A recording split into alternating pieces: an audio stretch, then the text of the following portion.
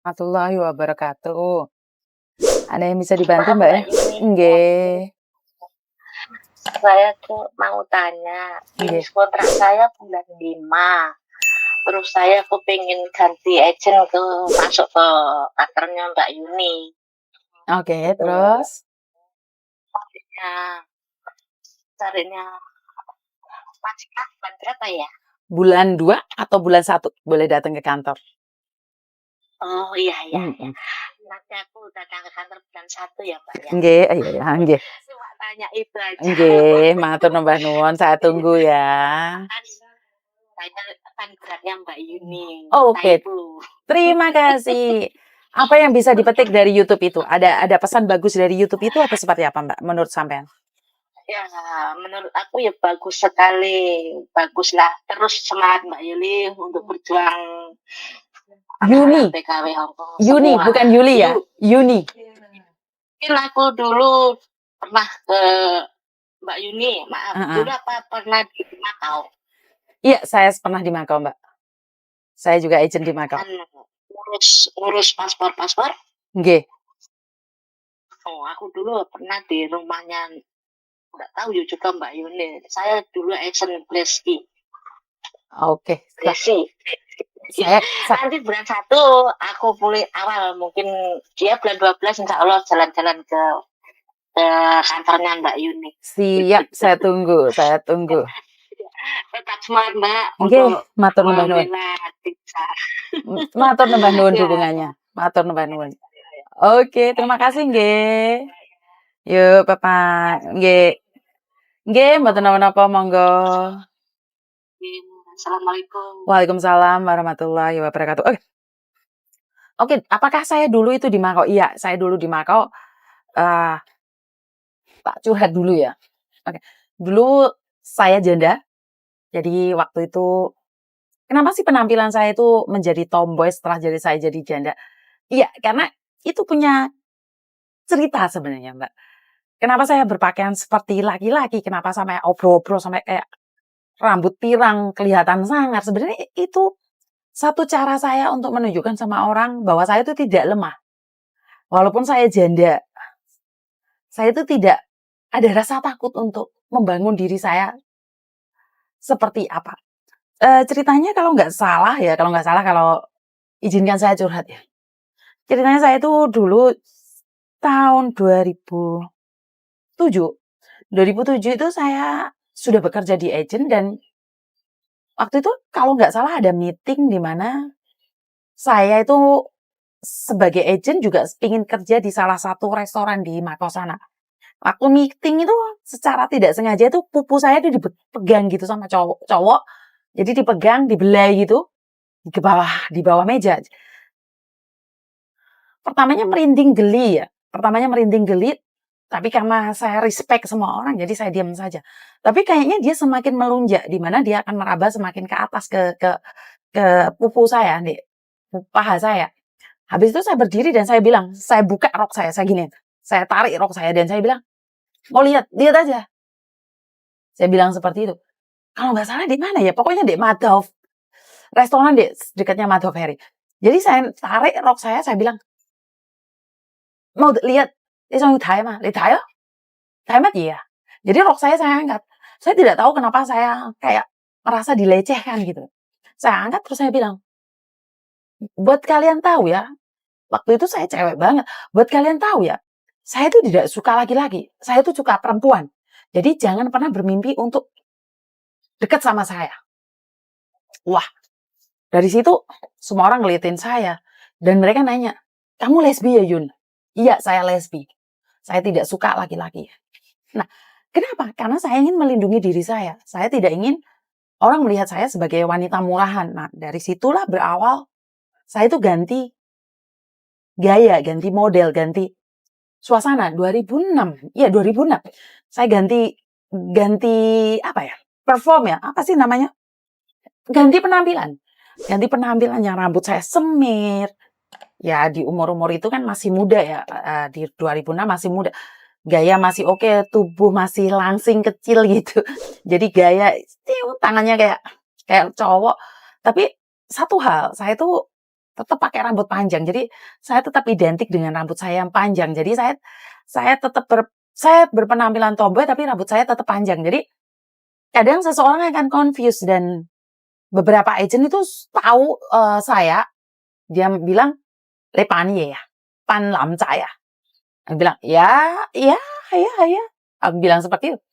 Karena menurut pendapat saya tidak perlu menjelaskan pada orang-orang dan kebetulan saya dekat sama beberapa cewek yang di mana saya sangat sangat sayang sama mereka. Saya dekat sama Bayu, saya dekat sama Avi Ella, saya dekat sama Dinda, saya dekat sama Jackie. Dan nama saya sendiri depannya itu Dewa Yunia.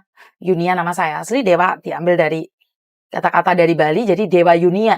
Jadi dari situlah di Makau saya terkenal sebagai pemilik boarding house, tomboy. Nah, di situ. Tapi agen-agen tetap memberikan saya label satu, Uni Makau. Jadi kalau agen itu tidak akan manggil saya ayah, Pak E. Nah, jadi agen itu akan tetap manggil saya Uni Makau. Nah, itu saya punya label Uni Makau. Sampai pada akhirnya saya tidak bekerja di agen ya, 2017. Nah, lambat laun 2017. Enggak juga sih. Saya berubah nyewek lagi itu 2006 saya jadi penampilan cowok, terus habis itu 2015 saya tuh jatuh cinta sama Garangan, ya. 2015 itu saya jatuh cinta sama Garangan. Disitulah awal mulanya saya nyewek lagi karena si Garangan itu tahu bahwa saya itu bukan tomboy. Jadi saya nyewek lagi, berawal dari dia walaupun akhirnya saya tersakitin. Kita putus dan dari 2015 saya kembali nyewek lagi 10 tahun ya, nomboynya 10 tahun. Kembali nyewek lagi dan ya berkat Tuhan mengalir atas saya. 2017 saya berhenti di agent. Akhirnya saya bekerja di restoran Itali dan sampai akhirnya saya kembali lagi menikah dengan suami saya, dengan Pak Tony. Jadi seseorang itu punya masa lalu, seseorang itu punya kenangan, seseorang itu punya kesalahan. Makanya kalau mbaknya kemarin yang bilang katanya sudah tidur sama cowok, terus dia pingin bunuh diri, bagi saya itu bukan ide yang bagus ya. Kenapa saya bilang, saya sendiri punya masa lalu dan saya juga punya kesalahan. Kenapa diceritakan, Ceh? Ya karena untuk meringankan beban kita sendiri. Apakah itu aib? Ya aib, Mbak. Namanya pribadi kita diceritakan ke orang lain aib. Tapi setidaknya kalau memang bisa meringankan beban kalian, ya nggak apa-apa, luahkan aja, lepaskan aja, dan setelah itu kita berubah menjadi lebih baik lagi. Karena sekali lagi nggak ada orang yang bisa menghakimin kehidupan kita, karena siapa sih Anda menghakimi hidup saya? Apakah Anda yakin hidup Anda itu lebih baik dari saya? Benar nggak? Jadi saya tidak pernah ingin menghakimi atau dihakimin juga, Mbak. Di dunia ini siapa sih yang suka dihina? Siapa sih yang suka dimarahin? Siapa sih yang suka dijatuhkan? Bener nggak? Jadi kalau temanmu ada masalah, temanmu punya problema, yuk ayo kita sama-sama mendukung satu sama lain, bukan untuk menjatuhkan, tapi untuk memberikan dukungan moral yang paling penting ya. Karena sama Anda itu, kalau uang kita sama-sama bisa nyari, kita nggak butuh pinjaman uang ya.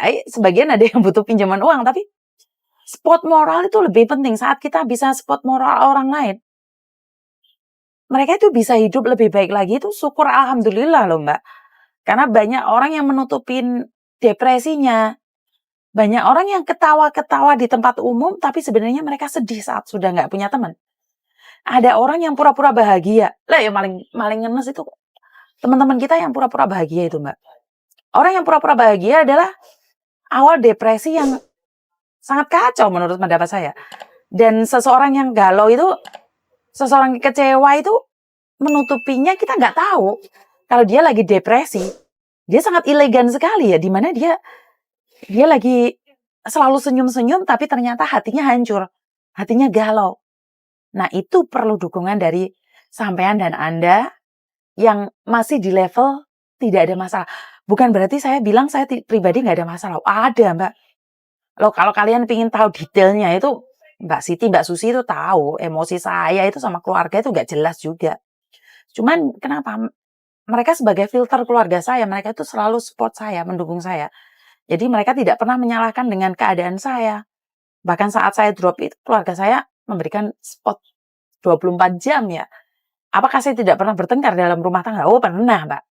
Kenapa sampai terjadi perceraian? Ya karena kita tidak sealiran, kepercayaan beda, latar belakang beda, pendidikan beda, background beda. Saya sama suami saya selalu terjadi pertengkaran. Jadi buat teman-teman di luar sana, saling mendukung satu sama lain, jangan pernah menjatuhkan satu sama lain. Ingat, tujuan kita ke sini mencari uang buat keluarga yang ada di Indonesia. Jadi fokus pada tujuan, saya tetap akan menunggu Anda di garis finish. Kurang lebihnya saya minta maaf. Wassalamualaikum warahmatullahi wabarakatuh. Berkat Tuhan mengalir atas kita semua. Semoga semua makhluk bahagia dan